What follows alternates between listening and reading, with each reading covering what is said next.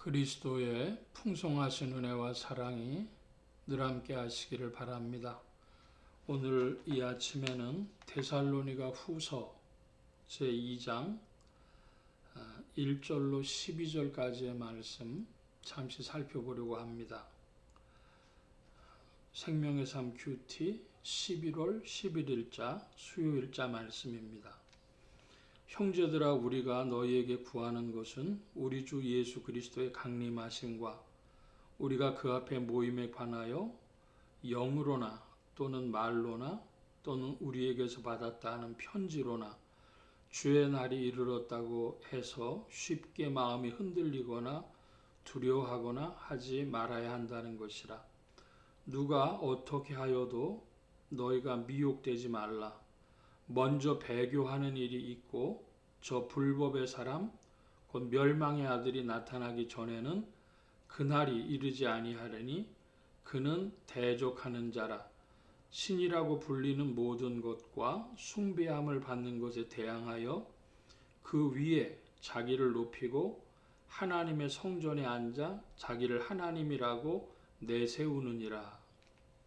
1절로 4절까지의 말씀을 먼저 읽어보았는데요.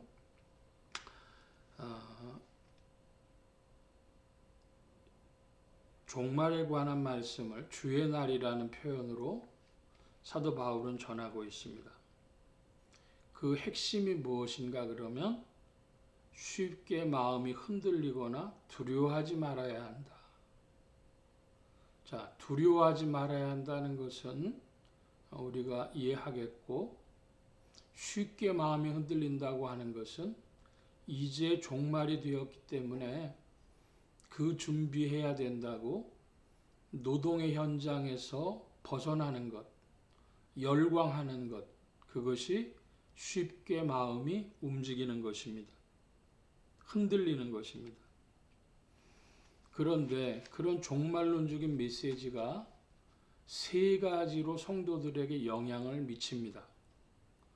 첫 번째로는 영으로, 두 번째로는 말로, 세 번째는 사도들에게 받았다는 편지로. 사도들에게 받았다는 편지라 함은 이것이 정통 교리라고 주장하는 것입니다. 그리고 말로 한다는 것은 설교나 어떤 설득을 한다는 것이죠. 영으로나 그랬습니다.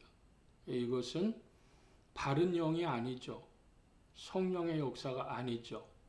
이것은 조금 이따 살펴보겠습니다.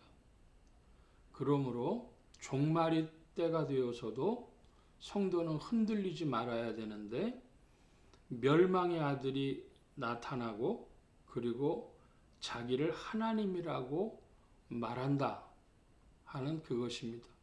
이것은 5절 이하의 말씀과 함께 살펴보겠습니다. 내가 너희와 함께 있을 때에 이 일을 너희에게 말한 것을 기억하지 못하느냐?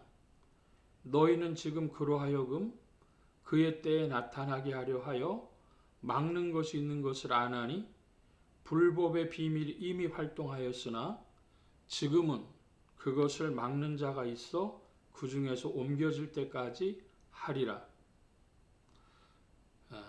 여기 7절까지의 말씀을 보면 이 말씀이 어떻게 해석되어졌는가 할 때에 성전에 앉아 자기 하나님이라고 내세우는 자를 종교개혁자들은 천주교의 교황과 그의 사제들이라고 해석을 했습니다. 그리고 7절 말씀에 불법의 비밀이 이미 활동하였으나 지금은 그것을 막는 자가 있어 그 중에서 옮겨질 때까지 하리라. 그것을 막는 자가 누구냐? 그것은 사도 바울 이래로 교황으로, 로마 황제로 보았습니다. 아마 성도님들은 도대체 이해가 안 되는 말일 텐데요. 로마 교황은 로마 황제의 통치를 받았습니다. 지배를 받았습니다. 그러다가 800년에 이르러서 흔히 말하는 신성 로마 제국의 황제의 대관식을 로마의 대주교가 거행해 주면서 그때부터는 자기가 교황이라고 주장하게 되는 것이죠. 성도님들은 800년이라고 하는 그 숫자를 좀 기억해 놓으실 필요가 있습니다. 로마 교황이 처음부터 교황이 됐던 것이 아니고 초대 교회에는 회의제였습니다. 5개의 교구, 그래서 첫째로 예루살렘, 둘째로 시리아 안디옥, 셋째로 로마, 넷째로 콘스탄티노플, 다섯째로 알렉산드리아, 이렇게 5개의 교구에 그 사람들이 모여서 회의를 해서 회의에서 결정했던 것이 이제 서로마 제국이 멸망하면서 로마의 그 감독이 로마의 대주교가 친입 세력인 게르만족이나 이런 사람들과 화친을 맺으면서 이제 게르만들에게 영향을 미치고 자기들의 권한도 높아집니다. 그러나 동로마는 존재해서 지금 터키 지역이죠. 주로 이 동로마 쪽에서는 그 당시까지도 이태리 반도에 자기들의 총독부를 둬서 그래서 로마 대주교에게 세금을 받아가고 있었습니다. 그러니까 로마 교황이 동로마 황제의 통치를 받았다고 할 만하죠. 그래서 800년이 되었을 때에 독립을 선언하는 것입니다. 그래서 여기 지금 그것을 막는 자를 종교개혁자들은 전체 교회사를 살펴보면서 이것은 로마 황제를 말하는 것이고 성전에 앉아 자기를 하나님의 이라고 내세우는 자, 그것은 교황과 그를 옹이하는 세력들로 보았던 것입니다. 지금도 교황 무호설이라는 것이 있죠. 교황이 교황의 자리에 앉아서 선포한 것은 오류가 없다. 엑스 카시드랄레, 그 교황의 의자에 앉아서 한 것은 오류가 없다. 하나님처럼 행하는 것입니다. 자, 그것을 우리 개신교 신앙은 인정하지 않았고 조금 더 살펴보겠습니다. 8절, 그때에 불법한 자가 나타나리니 주 예수께서 그 입의 기운으로 그를 죽이시고 강림하여 나타나심으로 패하시리라. 그 입의 기운으로 그를 죽이신다 하는 것은 하나님의 말씀, 진리의 말씀으로 그 세력을 패한다는 것입니다. 종교개혁자들은 바로 이 말씀의 신앙을 강조했죠. 그래서 입에서 나오는 기운으로 죽이신다. 요한계시록에는 입에서 이한 검이 나온다. 이런 표현하고 있죠. 그래서 말씀의 권세로, 말씀의 권능으로 이 비진리, 불법한 것들을 멸하신다 하는 뜻입니다. 자, 이제 9절 이하의 말씀 봅니다. 악한 자의 나타남은 사탄의 활동을 따라 모든 능력과 표적과 거짓 기적과 불의의 모든 속임으로 멸망하는 자들에게 있으리니 이는 그들이 진리의 사랑을 받지 아니하여 구원함을 받지 못함이라. 여기 이제 아까 우리가 2절 말씀에 영으로나 말로나 혹은 우리에게서 받았다 하는 편지로나 뭐 그런 말씀 중에 영으로나 하는 것입니다. 악한 자에 나타나는 것이 사탄의 활동으로 모든 능력과 표적과 거짓 기적과 불의의 속임으로 나타난다고 했습니다. 특별히 표적과 거짓 기적이라 그랬습니다. 제가 유튜브에서 한 번은 보니까 그 신사도 운동하는 이들이 남미에서 집회를 할 때였던 것 같아요. 브라질인지 아르헨티나인지 모르겠는데 거기서 집회를 하면서 입에서 금덩어리를 빼내는 것입니다. 그랬는데 제가 보기에는 목 안에다가 어떻게 금덩어리를 집어넣었었는지 그 금덩어리를 빼내는데 목을 막 흔들어요. 이렇게 목을 막 흔들고 침을 질질 흘리면서 금덩어리가 입에서 나오는 겁니다. 그랬더니 사람들이 막 박수치고 난리가 났어요. 우리나라에서도 뭐 금리빨 변한다 그런 사역들을 한다고 했지 않습니까? 여러분, 그게 악한 자의 나타남은 그랬습니다. 즉 사단의 활동이라는 것입니다. 그러므로 성도는 무엇보다도 교회 안에서 영분별에 힘써야 되겠습니다. 이것이 성령인지 그렇지 않으면 악한 자가 성도를 미혹하기 위한 활동인지 그것을 봐야 하는데 성도들이 교회 안에서만 벌어지는 역사면 다 성령의 역사라고 생각하는 그런 모습들을 간혹 봅니다. 성도들이 그 부분에서 깨어있고 긴장하고 성경의 말씀을 상고해보고 즉 이 종말론에 있어서 사도 바울이 주는 데살로니가 후서의 메시지는 주의 날이 이르렀다고 쉽게 마음이 흔들리거나 두려워하지 말라 하는 것이죠.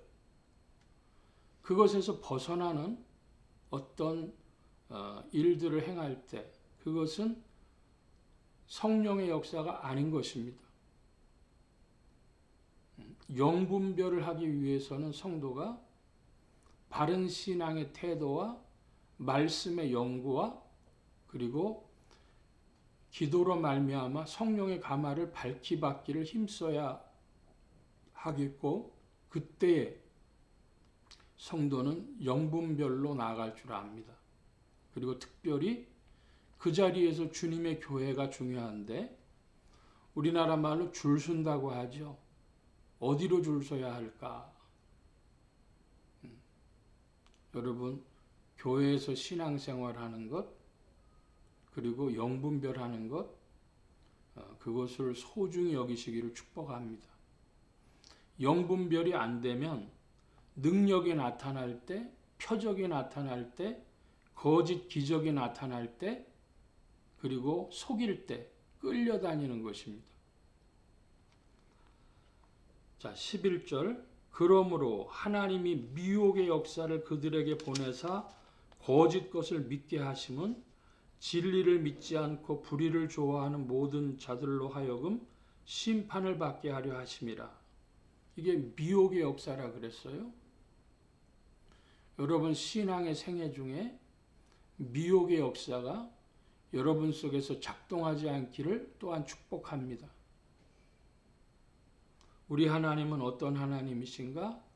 진리의 하나님.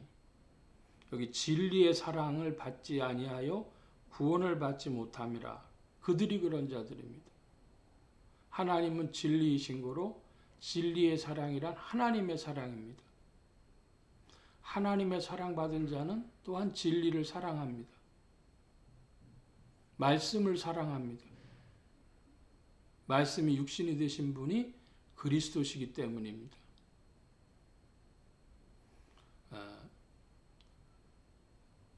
미혹의 역사에 끌려다니는 자들은 불택자들, 선택받지 못한 자들, 유기된 자들인데요. 그런 의미에서 우리는 주님께서 나에게 진리를 베풀어 주심은 오직 감사로 돌리고 주님 앞에 지사충성, 죽도록 충성하기를 힘쓰는 이들이 되어줘야 할 것입니다. 데살로니가 후서 말씀을 종교개혁자들은 그 당시의 관점에서 이 불법의 아들, 불법의 사람, 멸망의 아들을 교황으로 보았다 하는 말씀을 드렸는데, 우리는 지금 이제 21세기를 살아가면서 정치 종교가 매우 밀접해지는 그런 시대에 들어가고 있습니다. 종말이 가까운지를 우리는 정확하게 언제인지 알 수 없고 그것에 흔들릴 필요는 없지만은, 그러나 하나님의 성전에 앉아서 자기를 하나님이라 내세울 자, 불법의 아들, 불법의 사람, 곧 멸망의 아들, 그가 나타나서 이런 일을 행할 시대가 21세기에 우리가 그 단초를 보지 않나 이렇게 생각이 됩니다. 그것이 10년 후일지, 조금 더 미래의 일일지, 더 미래의 일일지 알지는 못하지만 우리가 그 부분에 있어서 경계하는 바가 있어야 되겠습니다. 불법의 사람, 멸망의 아들이 성전에 앉아서 하나님이라고 내세울 때, 그때가 역사의 종말 무렵이 되겠습니다.